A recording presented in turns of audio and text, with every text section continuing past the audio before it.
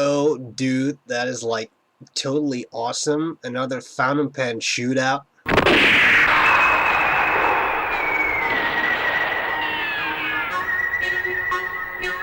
And today, we're going to have a look at this pen. Sent to me by Zach. A W.H. Smith pen. And we'll compare it to this pen. Faber-Castell Emotion Croco finish. Do I need to point out why these pens deserve a shootout? No, because they look alike. I have separate reviews of both pens on my channel. If you're interested, check those out for more details on either pen. For now, we'll just do a simple comparison.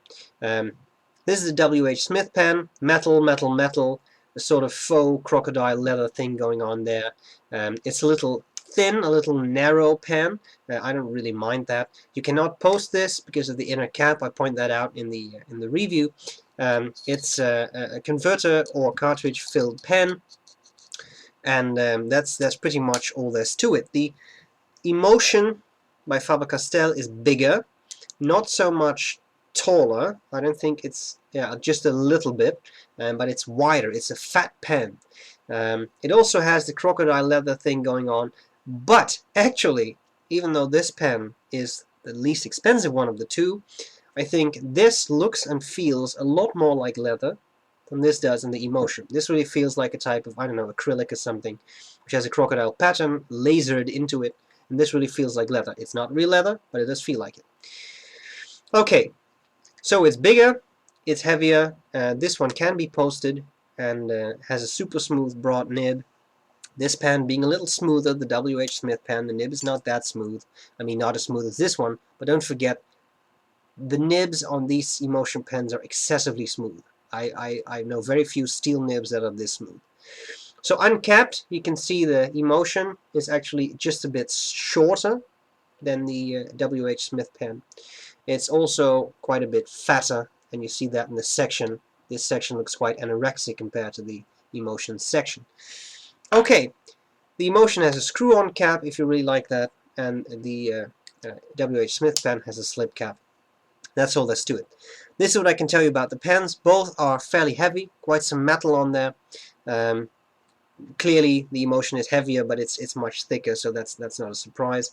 Both have these metal end things on the end of the barrel. Both have metal caps. Both have that crocodile finish. So they obviously want a shootout. And I think the best thing I can do now is show you how to take the two pens apart, and after that I'll do it. What do you call that? Oh, a writing sample. That's it. And that's what I'm going to do then. And that's all there's to it. So I hope this was useful, and I'll see you later. Bye-bye. Okay, so here we go with these two pens. Here we have that W.H. Smith pen. I put in a converter. These are Chinese converters, so you don't get this with the pen, but if you want to, you can take them apart like that and just take out the piston. And that's pretty much it, but it's probably not extremely relevant to show you this. I think I once bought a packet of 10 of these for $5 or something, which is less than one European converter would cost, and they perform well, easy to maintain, pretty nice. So if you're looking for converters, check out eBay. Do something like Jinhao converters or Chinese converters or pen accessory converters, something like that. You will find a packet of 10 of these, and it's pretty good stuff, and it's a universal adapter, so you can put it in almost any pen that takes standard international cartridges. Okay, then we have this W.H. Smith pen. I've just unscrewed the section. Here's the barrel. You can't do anything with that. It's one solid bit of metal. Can't do anything with the cap, I guess. Maybe you can take out the inner cap, but I don't really care about that. I only try to do that when it's absolutely necessary, because there's some kind of an ink leak stuff going on.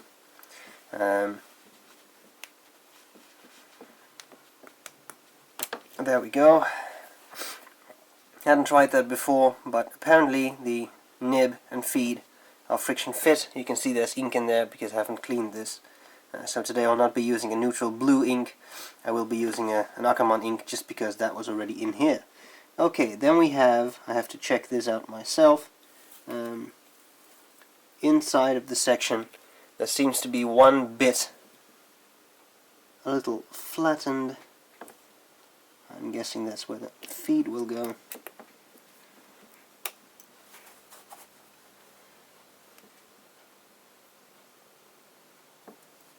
Yes, so there we go. Put the feed back in. If you're not sure about how to align nib and feed, just put the feed in first. Twist it around a bit, it seems to be tight. And put the nib in and you're set once again. Just a little trick. Okay, put that back together. Now what about this Faber-Castell pen? It comes with its own converter, which you can take apart by sliding off this metal bit. And then you can pull out this one, but be very careful when you pull out that piston. Sometimes that ruins the seal, and then when you draw up ink from a bottle, it will drip back down into the bottle through the nib and feed. So I would not recommend taking this apart unless it is absolutely necessary, because you got ink behind the piston seal or something you want to get rid of. Okay, here you have a nib and feed friction fit. I do believe there is a nib collar in there. I actually thought I would unscrew that. There we go. So here you have the nib collar, and the nib and feed are friction fit in there. And well, that's pretty much all you can take apart here. But for those of you who enjoy such things, like me, careful you don't bend your nib. I thought this might be useful. Okay, inking up the pens.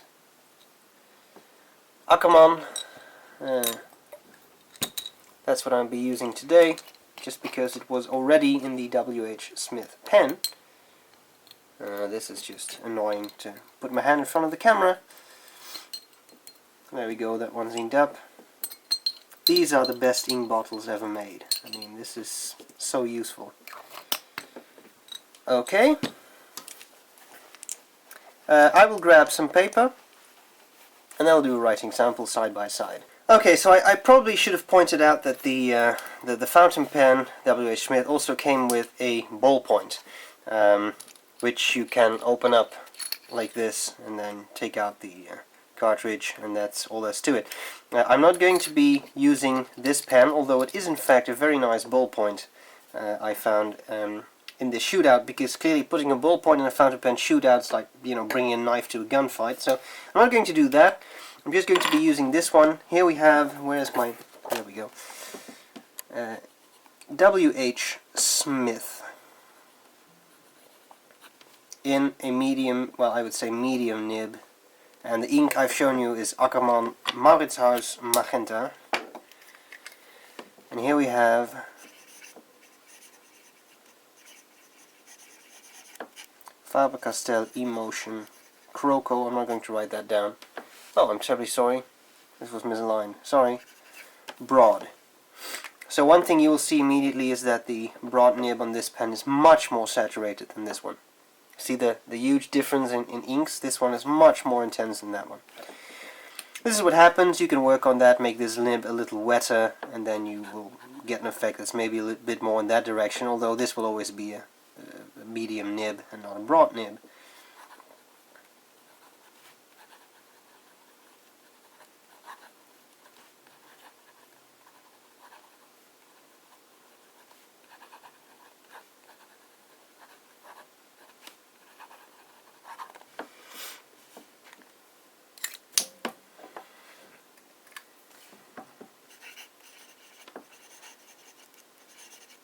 Now, when you compare these two pens, obviously, although both are nice, the Faber-Castell is much more expensive. So it's not an honest comparison. They have different nibs, but I'm just trying to show you what you would get from either pen. Maybe some line variation.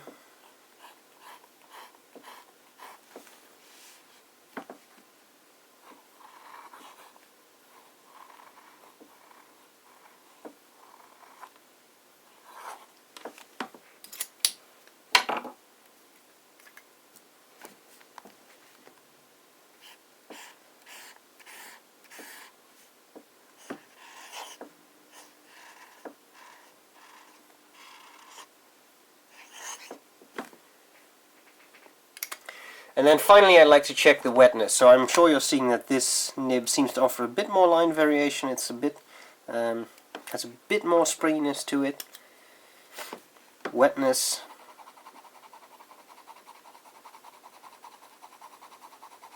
This pen is relatively dry. I have not yet worked on the nib. I'll probably do that somewhere in the future. And then it will be a bit wetter.